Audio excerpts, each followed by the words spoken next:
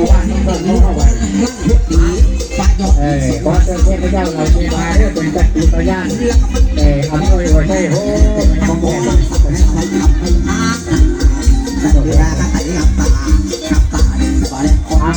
วันนี้ใส่เวลาแล้วครับขบวนรถกำลังเคลื่อนแห่ไปแล้วเด้อโอ้ของแม่มาน้อยเนาะแล้วเราก็เลยขอ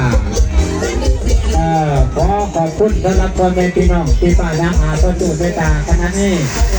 ขบวนรถกระถิ่นของลูกๆของคุณพ่อทั้งห้าทั้งสามทั้งหกนะครับทั้งตัวเดินแม่ตลอดหมู่บ้านแล้วก็เจ้าเจ้าเราเลี้ยงผ้าผู้นี้ให้เกี่ยวตาติดเป็นกับติดบอกให้เจ้าเจ้าเราเลี้ยงผ้าอันนั้นโคตรหน้ากันไปเด้ออันนั้นโคตรหน้าตามกระลุ่มท้ายท่านนี่เดี๋ยวกำลังทานเราครับวันนี้เนาะจ้าตัวขอให้เจ้าเจ้าเราเลี้ยงผ้าคนให้เป็นสักขีพยานเอาในเวลาไว้บัตรเนี่ยลื่นดีมงคลดีรุ่งเรืองดีเจริญดีแล้วก็ขอให้เทพเจ้าเล่าด้วยท่าเด้อเป็นสักขีพยานในการแห่องค์มหากฐินครั้งยิ่งใหญ่ในรอบรัชวรรษน้องนะครับเนาะมันมีองค์มหากฐินครั้งนี้เป็นครั้งยิ่งใหญ่ที่สุดตลอดยึดตั้งยึดพวกอะไรบ่หลานเอาขอลงไปก่อนเด้อเนาะ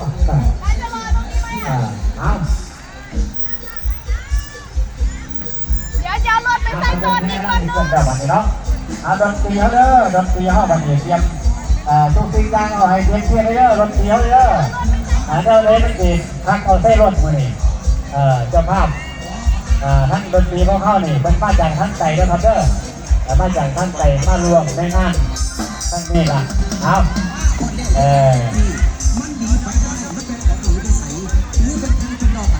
อันนั้นให้อันนั้นเนี่ยให้ไม่ยอมให้ไปนั่งตั้งหนาตัวอันนี้เอาไปข้างหน้าเด้อที่เป็นลูกเต้าก็ดีนั่งภาษาก็ดีแล้วก็ไอ้ลูกเต้ก็ดีนะครับเนาะลูกเต้ก็ดีลูกเต้าก็ดีลูกนั่งภาษาก็ดีลูกตะขาบก็ดีเขาเอาไปกันเลยธรรมดาเพิ่นมีตามไปพร้อมได้ว่ามันอยู่บ่มันใจได้บ่ตามไปนั่งตามไปเอาว่าตลาดอะไรดอกที่ประกันการขณะนี้ก็ได้เวลาพอดีเนาะครับวันนี้เนาะเพื่อนมาเด้อวันนี้เด้อเป็นไอ้รถรถนี้เป็นไอ้พร้อมจะไปบ้านเนี่ย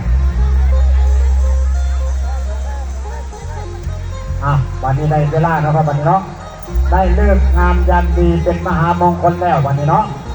เสด็จเคลื่อนย้ายองค์มหากฐินรอบหมู่บ้านของเฮาทั้ง3 หมู่ 3 กลุ่มของเฮาที่จังหวัดเมื่อเป็นเรื่องสำคัญมันจะประดังหอดในบ้านนะครับเนาะ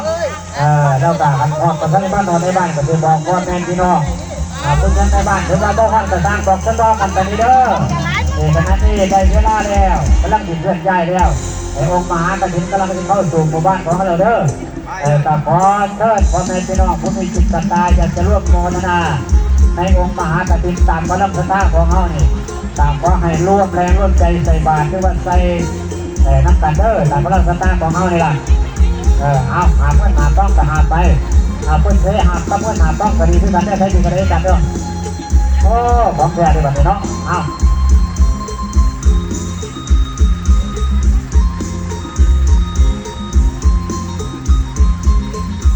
โอ้หน้าเลย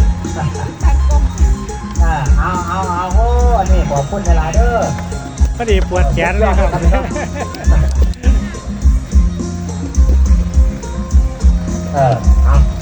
ี้ในเวลาออกเดินทางกันเด้อวันนี้เพื่อนขบวนนะครับเนาะ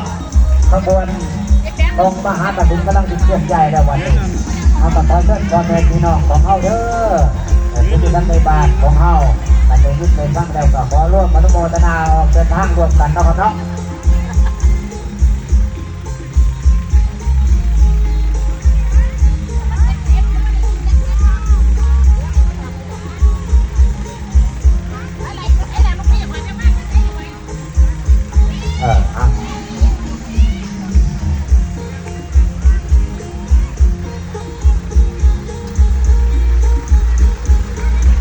ไปเรื่อยๆครับวันนี้เนาะโอ้